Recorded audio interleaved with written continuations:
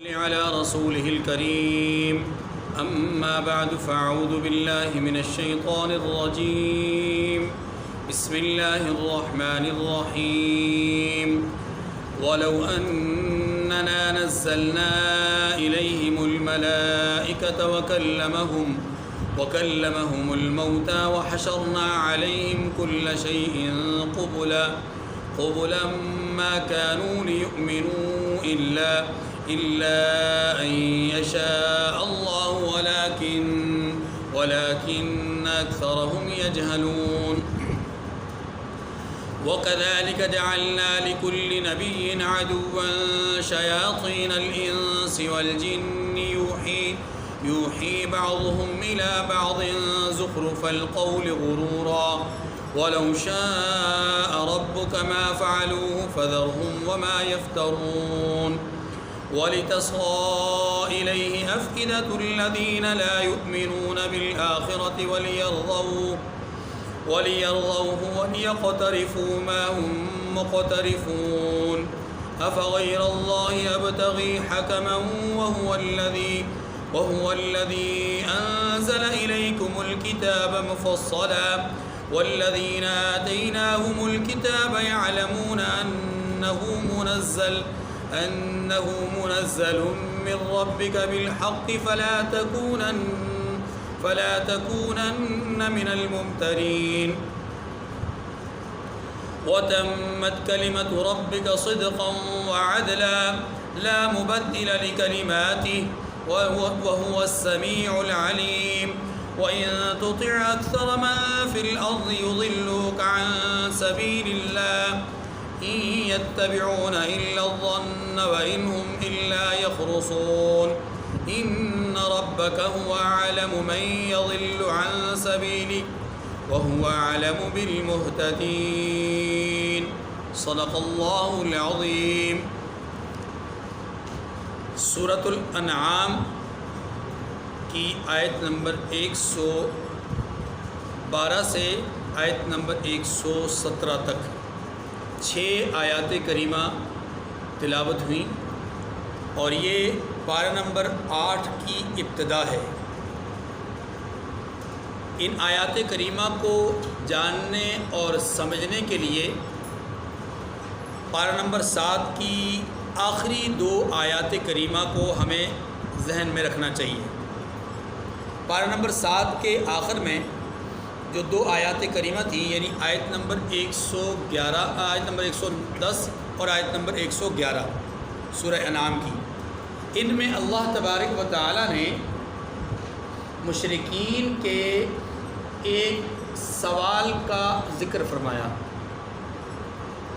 مشرکین کا کہنا یہ تھا کہ اگر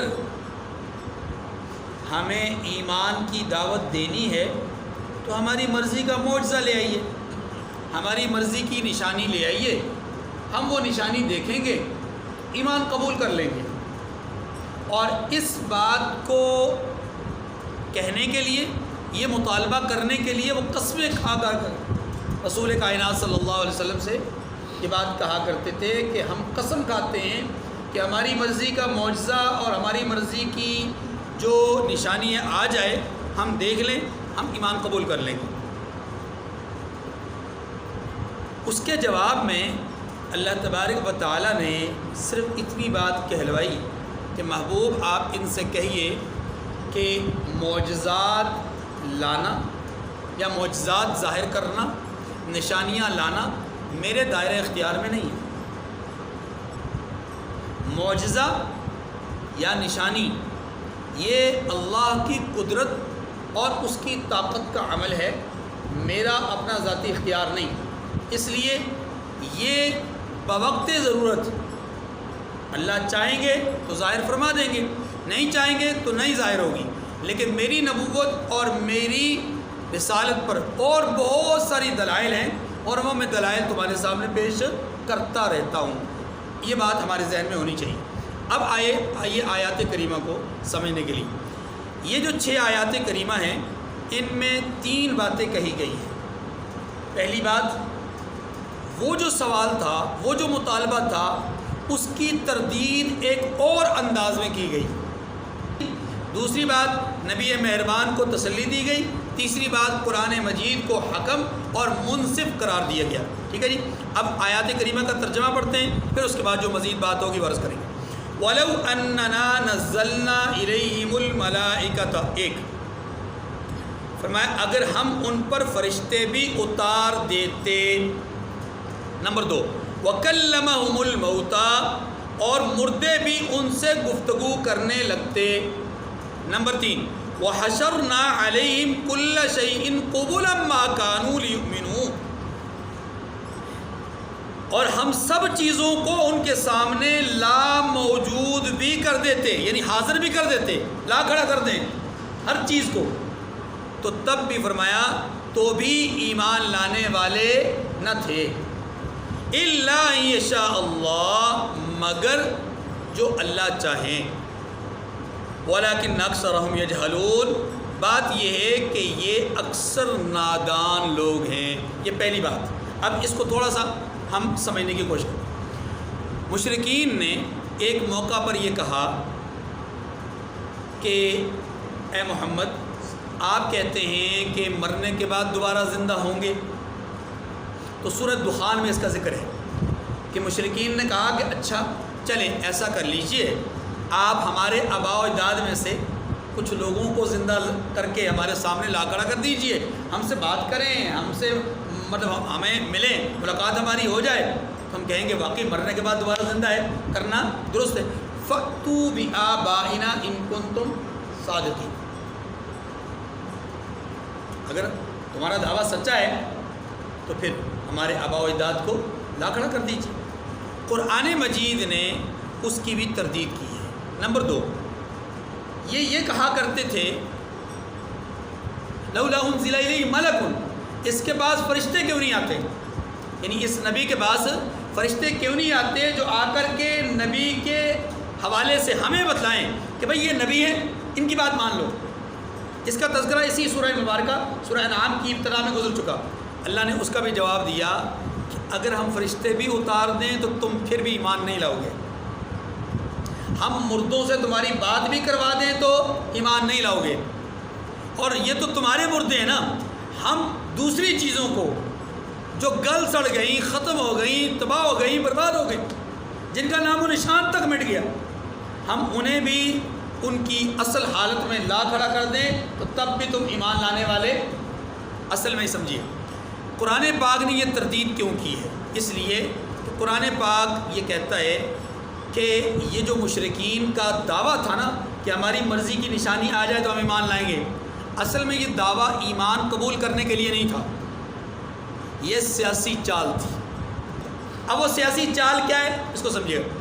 مشرکین کے سامنے 2 پہلو تھے، ایک پہلو ان کے اپنے معتقدین یعنی ان سرداروں کے اپنے ساتھ اٹھنے بیٹھنے اور چاہنے والے لوگ، نمبر 2 ان کے سامنے دوسرا پہلو ان نئے مسلمانوں کا تھا جو ابھی تازہ مسلمان ہوئے۔ اب ان دونوں حوالوں سے انہوں نے کام کیا، اور کام کیا کیا؟ توجہ، کام یہ کیا کہ قسم کھائی کہ ہماری مرضی کی نشانی آ جائے تو ہم ایمان لائیں گے۔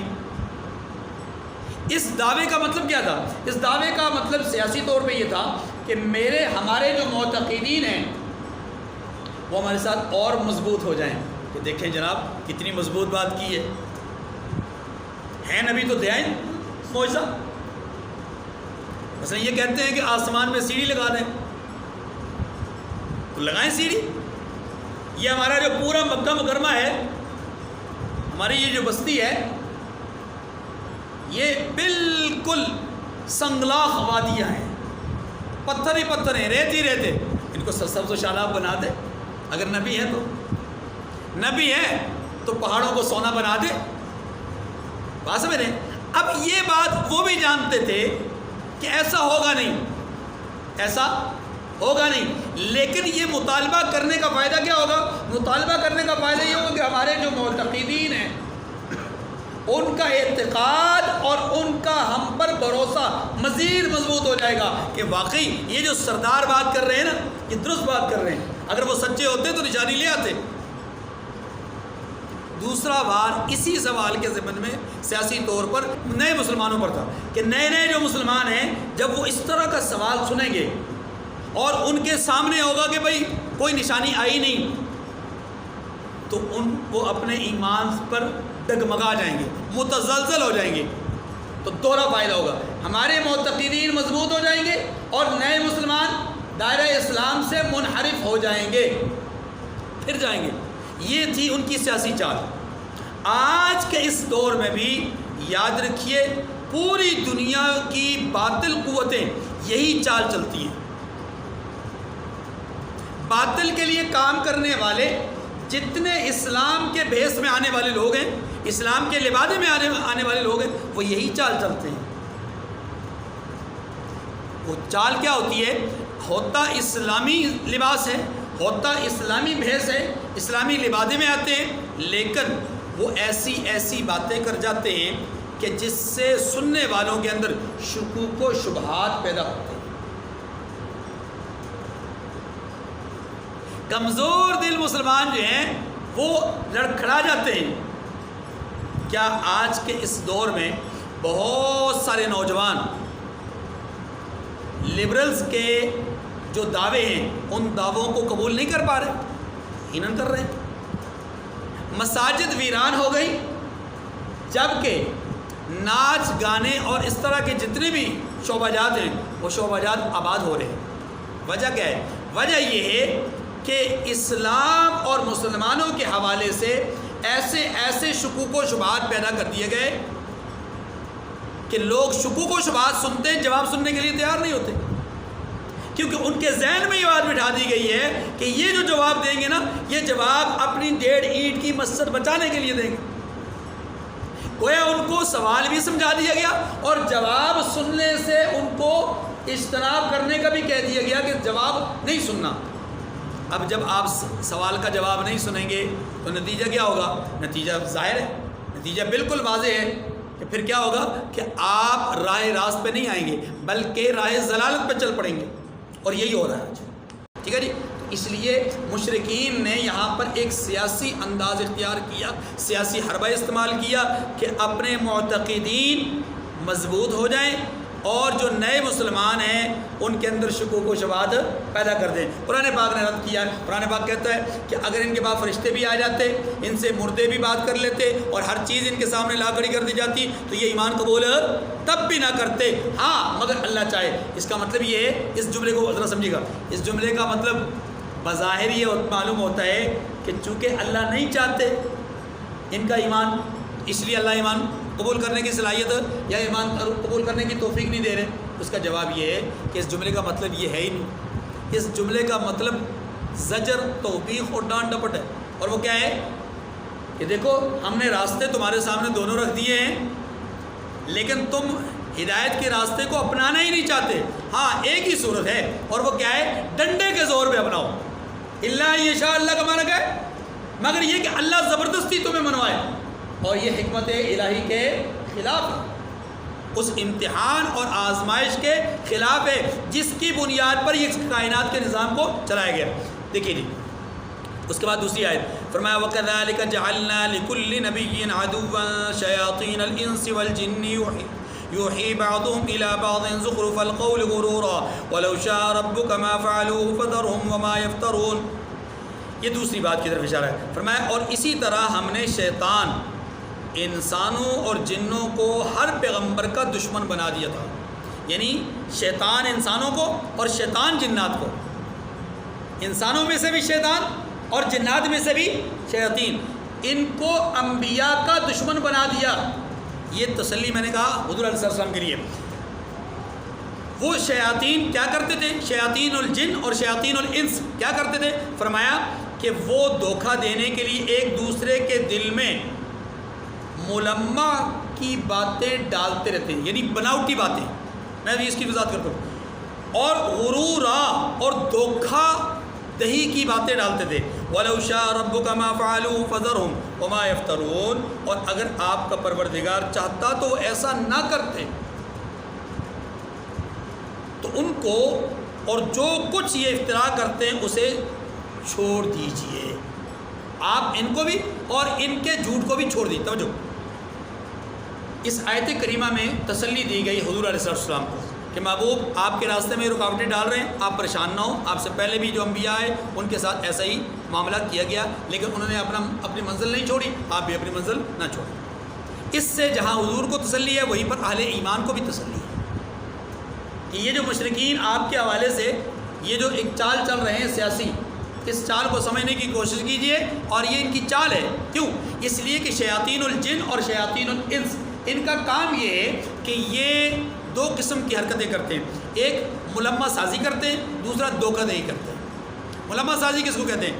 توجہ, ملمہ سازی اس کو کہتے ہیں کہ اس کا اوپر والا حصہ اور ہو, اندر کچھ اور ہو. اس کو ایک بزرگ نے بڑی عجیب انداز میں لکھا ہے. کہتے ہیں جیسے گٹر کی نالی ہوتی ہے نا, پائپ لائن کہہ لیں, نالی کہہ لیں, وہ بظاہر آپ دیکھیں سیمنٹ کی بنی ہوئی ہوتی ہے, بڑی اچھی ہوتی ہے. پائپ سیمنٹ کا بنا ہوتا ہے, اس میں سریا بھی ہوتا ہے, سیمنٹ بھی ہوتا ہے, بڑی اچھی ریت, ہر چیز اس میں بڑی اچھی. لیکن اس کے اندر سے گزرنے والا جو گند ہوتا ہے وہ غلاظت پر مبنی ہوتا ہے. فرمایا بالکل اسی طرح شیاطین الانس اور شیاطین الجن وہ ایک دوسرے کے ساتھ معاملات کیا کرتے ہیں کہ ایک دوسرے کے ساتھ معاملات اس طرح کرتے ہیں کہ ظاہر میں کچھ ہوتا ہے اور باطن میں کچھ اور ہوتا ہے. یعنی اندر کوئی اور چیز چھپائی ہوتی ہے اور ظاہراً اس کو کسی اور انداز میں پیش کرتے ہیں. جیسا کہ میں نے عرض کیا ابھی مشرکین کی سیاسی چال آپ کے سامنے بیان, آپ اس کو موجودہ دور میں یوں لے لیجئے جیسا کہ ہمارے پوری دنیا میں آپ دیکھیے مسلم ممالک کے ساتھ جو یہودی قوتیں ہیں, یہود کے ایما پہ چلنے والے ممالک ہیں, وہ مسلم ممالک کے ساتھ کیا کرتے ہیں کہ وہاں پر کچھ مجبوریاں پیدا کرتے ہیں اور پھر انہیں کشکول لے کر کے بھیک مانگنے پہ مجبور کرتے ہیں. اچھا, اس سے ان کو فائدہ کیا ہوتا ہے؟ اس سے ان کو فائدہ یہ ہوتا ہے کہ ان کے ایما پر, ان کے اشاروں پر وہاں کی پالیسیاں بنتی ہیں, وہاں کے ضابطے بنتے ہیں, وہاں کی قانون سازی ہوتی ہے ان کے اشاروں پر. جس طرح کا وہ چاہتے ہیں اس طرح کا ہوتا ہے.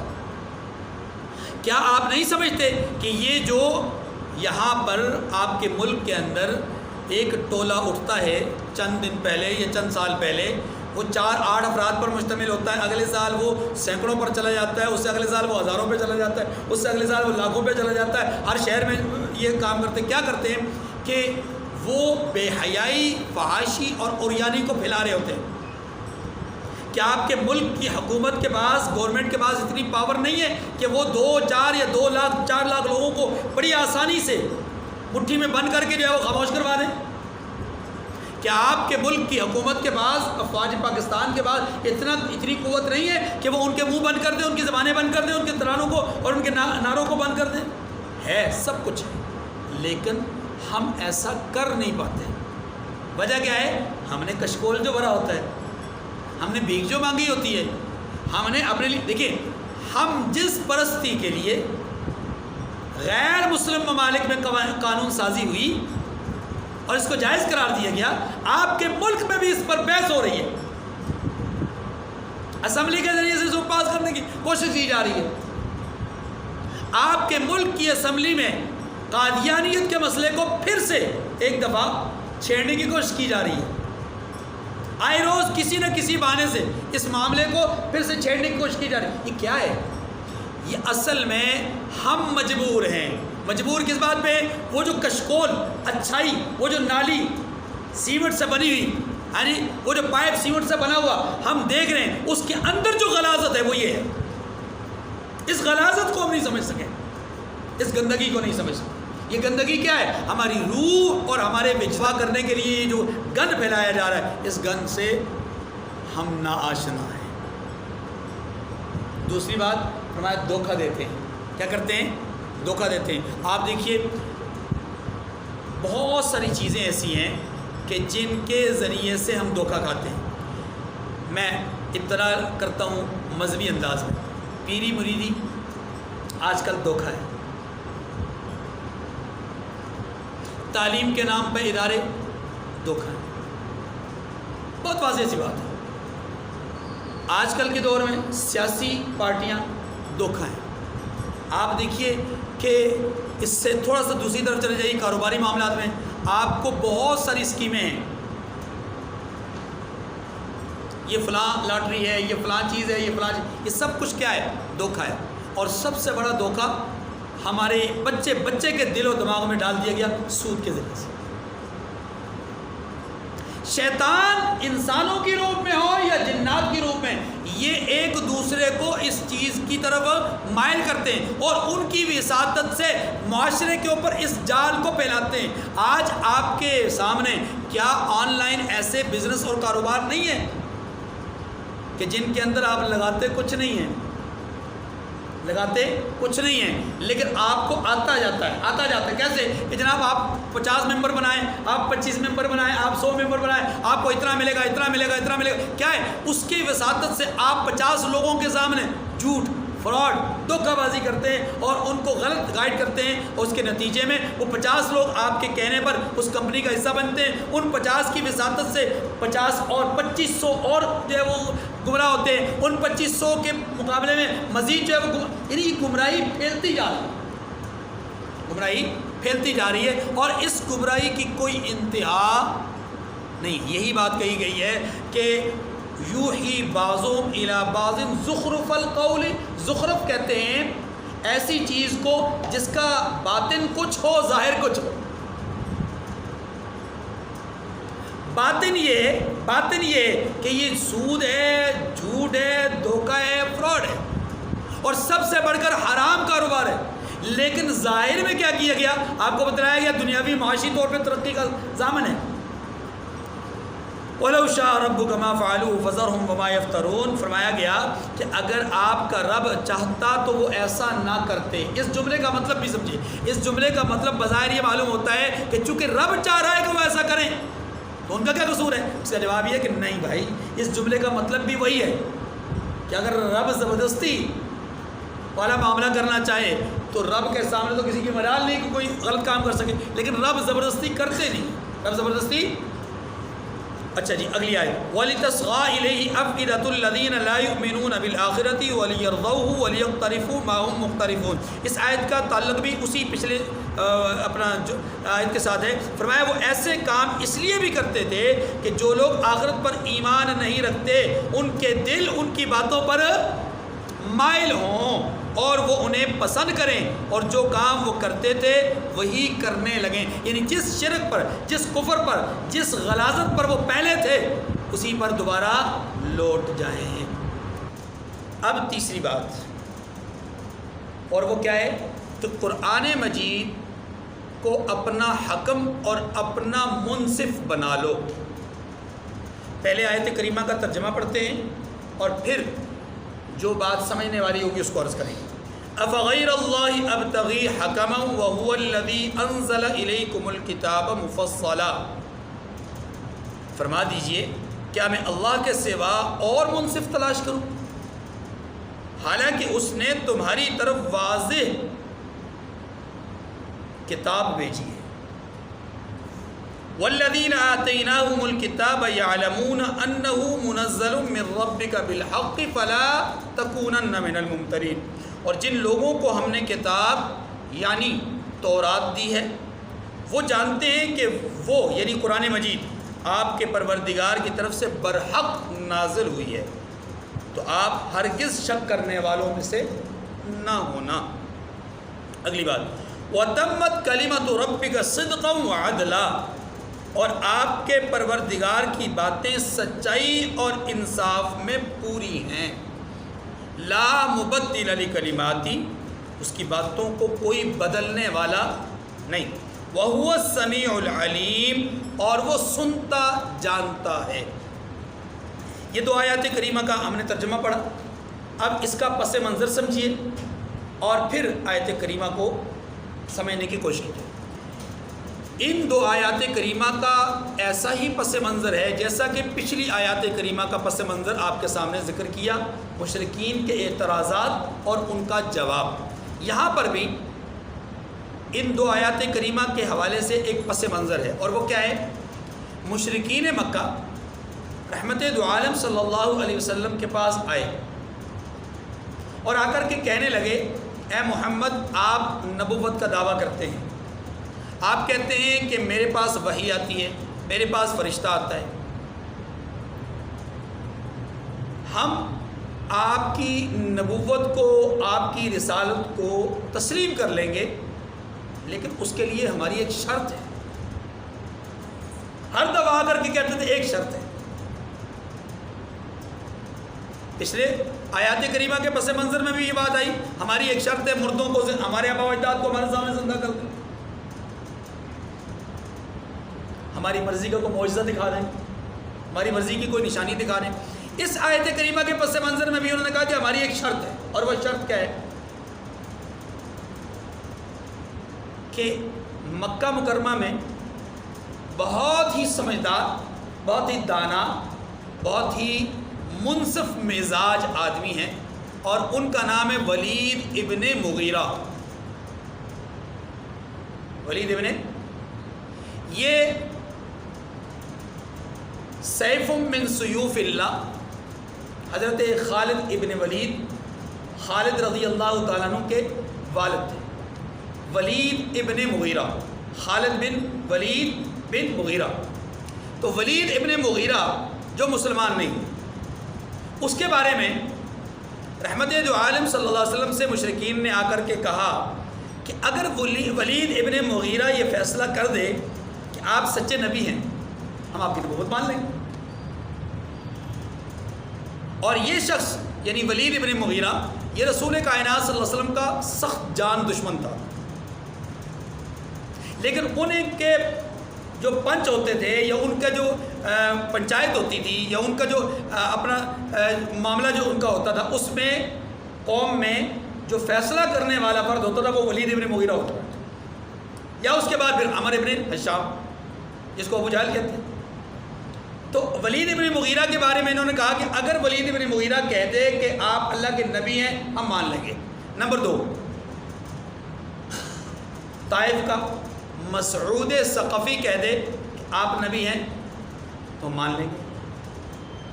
نمبر 3، یہود میں سے کوئی بڑا عالم آپ کی نبوت کا اقرار کر لے کہ آپ نبی ہیں تو ہم آپ کی نبوت کو مان لیں گے۔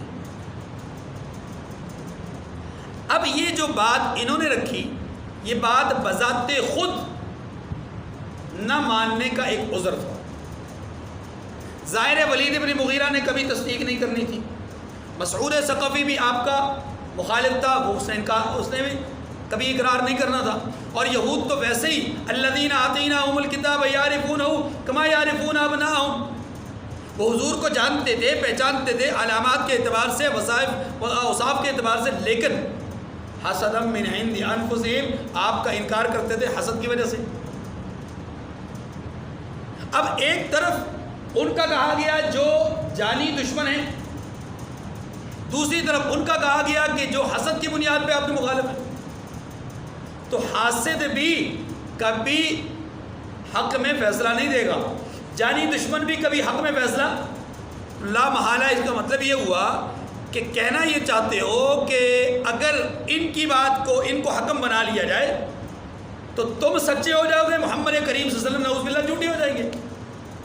ایک دوسرا، اس کہنے کا ایک اور نقصان ہے، یعنی اس پر عمل کرنے کا ایک اور نقصان ہے، اور وہ یہ ہے کہ قرآن کو حکم ماننے کے بجائے، یا اللہ کو حکم اور فیصل ماننے کے بجائے کسی اور کو منصف مان لیا جائے، اور یہ بذات خود ایک غلط بات ہے۔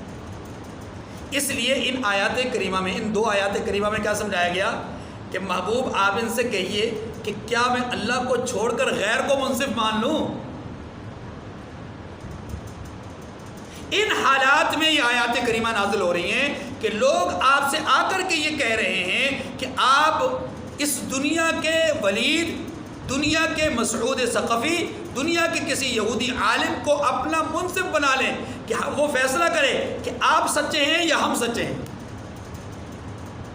تو محبوب آپ ان سے کہیے کہ میں اللہ کے معاملے میں، قرآن کے معاملے میں، اپنے اعلان کے مقابلے میں میں کسی اور کو منصف بنا لوں رب کو چھوڑ کر؟ اس کا مطلب تو یہ ہوگا اگر میں منصف بنا لوں تو پھر اس کا مطلب یہ ہوگا کہ مجھے خود اپنی نبوت پر شک ہے، یقین نہیں۔ اور یاد رکھیے نبی اپنی جو دعوت نبوت ہوتی ہے، دعوت توحید ہوتی ہے، اس پر سب سے پہلا ایمان لانے والا نبی ہوتا ہے، ٹھیک ہے جی۔ اب آیات کریمہ کو ایک دفعہ پھر پڑھیں، پھر اب آپ کو لطف آئے گا۔ افغیر اللہ ابتغی حکما وهو الذی انزل الیکم الکتاب مفصلا، کیا میں اللہ کے سوا اور منصف تلاش کروں؟ اللہ کون ہے؟ وَهُوَ الَّذِي أَنزَلَ إِلَيْكُمُ الْكِتَابَ مُفَصَّلًا، حالانکہ اس نے تمہاری طرف واضح المطالب کتاب بھیجی ہے۔ یہ کتاب جس کا یہاں پر ذکر کیا جا رہا ہے اس کے کچھ اوصاف یہاں پر بیان کیے گئے ہیں۔ پہلا وصف ہے کہ قرآن پاک مفصل ہے، قرآن پاک میں اخفا نہیں ہے۔ اخفا کا مطلب کیا ہے؟ باتیں پوشیدہ نہیں ہیں، باتیں چھپی ہوئی نہیں ہیں، قرآن پاک نے ہر بات کو کھول کر بیان کر دیا ہے، مفصلہ، ہر چیز کو عقائد کے اعتبار سے، ایمانیات کے اعتبار سے، احکامات کے اعتبار سے، معاشرت کے اعتبار سے، معیشت کے اعتبار سے، حقائق کے اعتبار سے، دقائق کے اعتبار سے، تکوینیات کے اعتبار سے، یہ زمینی اور آسمانی جتنی بھی قدرتیں ان کے اعتبار سے قرآن نے جو جو چیز بیان کی ہے وہ بالکل مفصل ہے، اس میں کسی قسم کا اخفا اور پوشیدگی نہیں، ٹھیک ہے جی۔ اگلی بات، یہ پہلا وصف۔ دوسرا وصف، والذین آتیناہم الکتاب یعلمون انہ منزل من ربک بالحق، اور دوسری بات یہ ہے کہ اس قرآن کو اہل کتاب سچ مانتے ہیں۔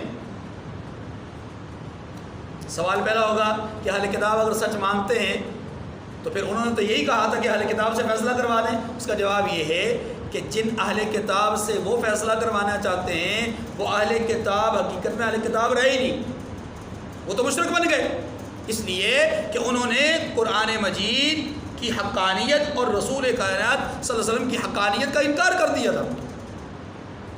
وہ اہل کتاب کہاں سے رہے؟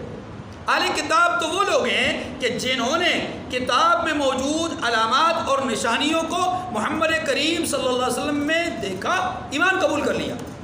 اس سے مراد وہ ہے کہ جو لوگ معتدل مزاج ہیں اہل کتاب میں سے، خواہ وہ یہود ہوں خواہ وہ نصارہ ہوں، وہ جانتے ہیں کہ یہ قرآن کیا ہے؟ برحق کتاب ہے۔ یہ دوسری صفت، فلا تکونن من الممترین، اس کے ان دو صفات کو بیان کر کے قرآن پاک کیا کہتا ہے کہ قرآن میں شک نہ کیجیے۔ اب سوال پیدا ہوتا ہے کہ رسول اللہ صلی اللہ علیہ وسلم کو خطاب کیا جا رہا ہے کہ محبوب آپ قرآن میں شک نہ کیجیے،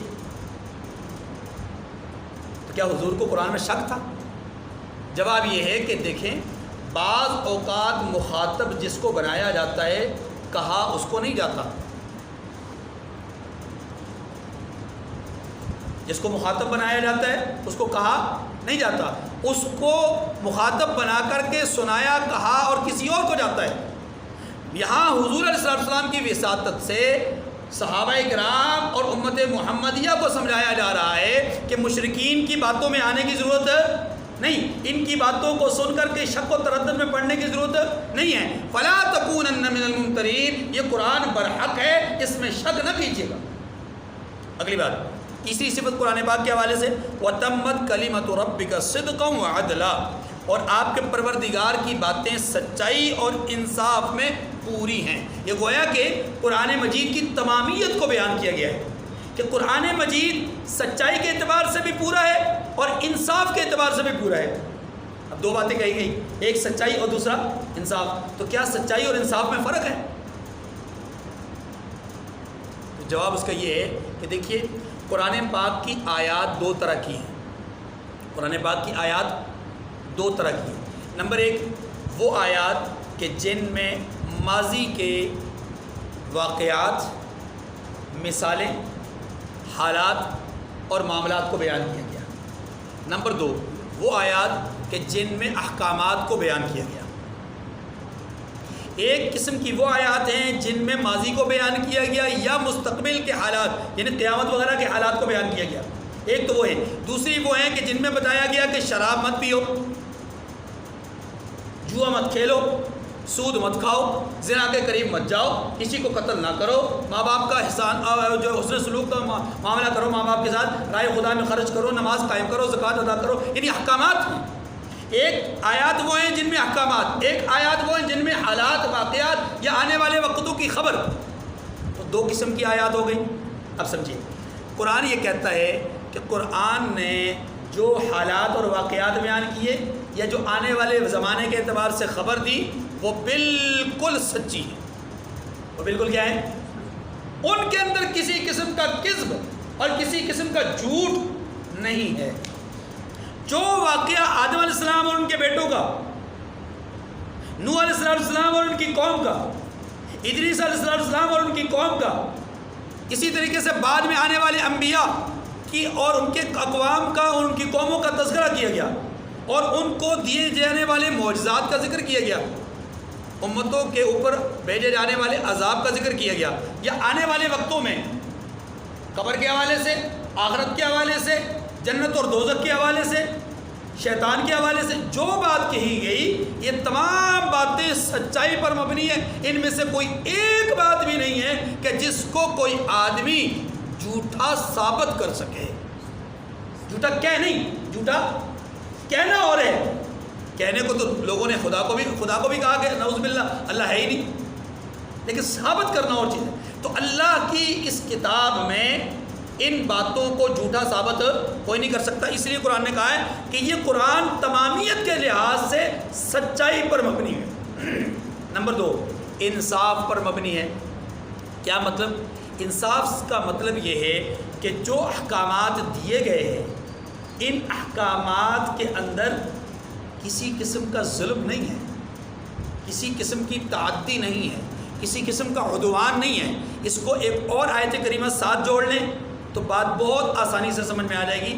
لا یکلف اللہ نفسا الا وسعها، انسان کی وسعت سے زیادہ اس کو احکامات کا مکلف نہیں بنایا گیا۔ یہی انصاف ہوتا ہے کہ کوئی بھی حکم ہے، ہم اس کی گہرائی میں جب جاتے ہیں تو اس حکم کے اندر ہمیں نظر آتا ہے کہ انسانیت کی بھلائی ہی بھلائی ہے، اس میں شر ممکن ہی نہیں۔ جتنے بھی احکامات ہیں ان کا تعلق انصاف سے ہے، ظلم سے نہیں۔ قرآن کہتا ہے زنا کے قریب نہیں جانا۔ یہ قرآن نے انسان کے جان اور انسان کی روح اور انسان کے ایمان کے ساتھ انصاف کیا ہے کہ اس کی جان کی بھی حفاظت ہو جائے، اس کی روح کی بھی حفاظت ہو جائے، اس کے ایمان کی بھی حفاظت ہو جائے۔ قرآن کہتا ہے قتل نہیں کرنا، وَمَنْ أَحْيَاهَا فَكَأَنَّمَا أَحْيَا النَّاسَ جَمِيعًا۔ قرآن کہتا ہے ایک جان کو بخش دینا، ایک جان کو بچا لینا ایسا ہے جیسا کہ پوری کائنات کے انسانوں کو بچا لینا۔ تو قرآن کا ایک ایک حکم انصاف پر مبنی ہے، اس لیے فرمایا وَتَمَّتْ كَلِمَتُ رَبِّكَ صِدْقًا وَعَدْلًا، تیرے رب کی باتیں سچائی اور انصاف پر مبنی ہیں اور انصاف میں پوری ہیں۔ آگے چوتھی صفت قرآن پاک کی بیان کی گئی، لا مبدل لکلماتہ، اللہ اکبر، بہت زبردست بات فرمایا، اس کی باتوں کو کوئی بدلنے والا۔ کیا مطلب؟ دیکھیے، روز اول سے آج تک اور قیامت تک دنیا کوشاں رہتی ہے، رہی ہے، رہتی ہے، رہے گی کہ قرآن پاک میں کچھ تحریف کر لی جائے، اس کے کچھ الفاظ کو بدل دیا جائے، اس کے کچھ معانی کو بدل دیا جائے۔ لیکن اللہ کی شان یہ ہے کہ اللہ تعالیٰ نے اس کے الفاظ کے حوالے سے حفاظت کی ذمہ داری خود لی ہے۔ فرمایا اِنَّا نَحْنُ نَزَّلْنَا الذِّكْرَ وَإِنَّا لَهُ لَحَافِظُونَ، اس قرآن کو ہم نے اتارا ہے، ہم اس کی الفاظ میں حفاظت کریں گے۔ آج 1450 سال بیت گئے لیکن اس کا ایک حرف بھی بدلا نہیں، اس کا ایک حرف بھی، یہ نہ بدلنا اس بات کی علامت ہے کہ لا مبدل لکلماتہ، اللہ نے جو کہا تھا 1450 سال پہلے کہ اس کلام کو بدل نہیں سکتا، اس کے الفاظ کو کوئی بدل، یہ اس کا ایک وصف ہے۔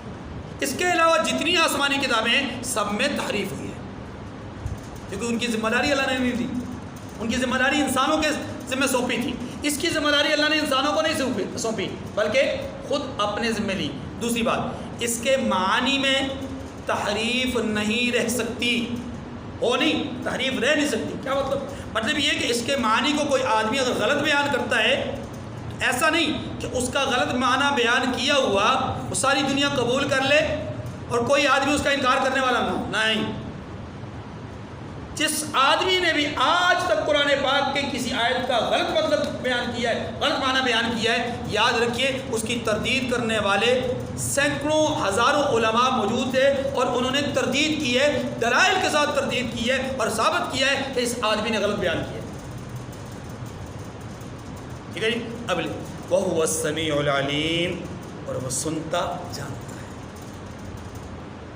یہ جو آگے دو آیات کریمہ ہیں ان کا تعلق اسی آیت کریمہ میں بیان کردہ قرآن پاک کی حقانیت کے ساتھ ہی ہے، لیکن اس کو ایک اور انداز میں سمجھایا گیا. اور وہ کیا ہے کہ محبوب آپ دیکھ رہے ہیں کہ آپ کے ماننے والے تھوڑے ہیں. بات ذرا سمجھے گا پس منظر کو، کہ آپ کے ماننے والے تھوڑے ہیں لیکن آپ کے مخالفین کی تعداد بہت زیادہ ہے. مخالفین کی تعداد، اور ہر دور میں نیک لوگوں کی تعداد کم ہوئی ہے اور برے لوگوں کی تعداد زیادہ ہوئی ہے. اب اس بات کو سامنے رکھ کر کے قرآن پاک نے ہمیں ایک تسلی دی ہے. کس کو تسلی دی؟ صحابہ کرام کو، اہل ایمان کو تسلی دی کہ اے قرآن اور نبی پر ایمان لانے والے لوگوں، قلت اور کثرت پہ فیصلے مت کرو، یا یوں کہہ لیجئے کہ کامیابی کا معیار کثرت اور قلت نہیں ہے کہ ایک طرف زیادہ لوگ ہیں دوسری طرف کم ہیں. یا فیصلہ اس بات پہ نہ کرو کہ حق پر وہ ہوگا جس کی تعداد زیادہ ہوگی. نہیں، یہ فیصلے کرنے کا معیار نہیں ہے، اس لیے کہ جن مزاجوں میں یہ اس انداز ہوتا ہے فیصلہ کرنے کا، وہاں پر پھر معیار نہیں دیکھا کرتے، وہاں پر گنتی گنا کرتے ہیں. جیسا کہ ہمارے ہاں جمہوری نظام میں گنتی گنی جاتی ہے، معیار تھوڑی دیکھا جاتا ہے. لیکن ایک آدمی ہے جو اللہ کا ولی ہے، متقی ہے، پرہیزگار ہے، اعلیٰ صفات کا حامل ہے، اس کی رائے کی بھی وہی اہمیت ہے جو ایک چوڑے چمار کی ہے. جمہوری نظام میں تو یہی ہے نا، ووٹ کا حاصل ہے، پرچی اس نے بھی دینی ہے، پرچی اس نے بھی دینی ہے. وَإِن تُطِعْ أَكْثَرَ مَنْ فِي الْأَرْضِ يُضِلُّوكَ عَنْ سَبِيلِ اللَّهِ. محبوب، اکثر لوگ جو زمین پر آباد ہیں گمراہ ہیں، اگر آپ ان کا کہا مانیں گے تو وہ آپ کو خدا کا راستہ بلا دیں گے. یہ میں نے پھر کہوں گا کہ یہ جملہ کہا گیا حضور کو، لیکن سنایا گیا ہمیں کہ اے لوگوں، اکثریت کے پیچھے مت چلنا.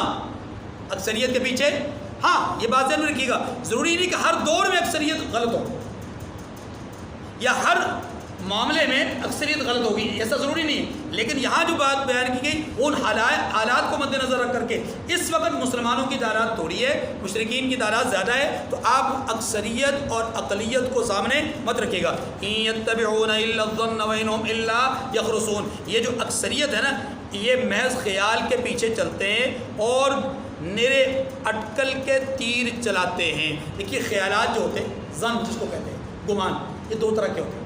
ایک وہ گمان ہوتے ہیں جس کو ہم حسن ظن کہتے ہیں، بس اچھا گمان کر لینا، اس کے لیے دلیل کوئی نہیں ہوتی، بس میرا اچھا گمان ہے کہ ذیشان بھائی اچھے آدمی ہیں، میرے پاس دلیل ہے نہیں ہے کوئی بات نہیں، میرا گمان ہے اچھے آدمی. لیکن ایک ہوتا ہے گمان کرنا لیکن دلیل کے ساتھ گمان کرنا.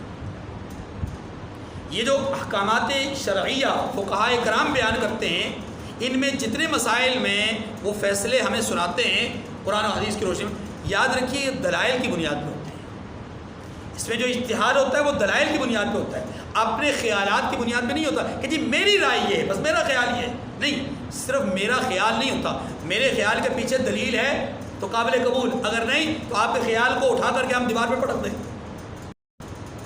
اور یہی بات فقہاء نے کہی ہے.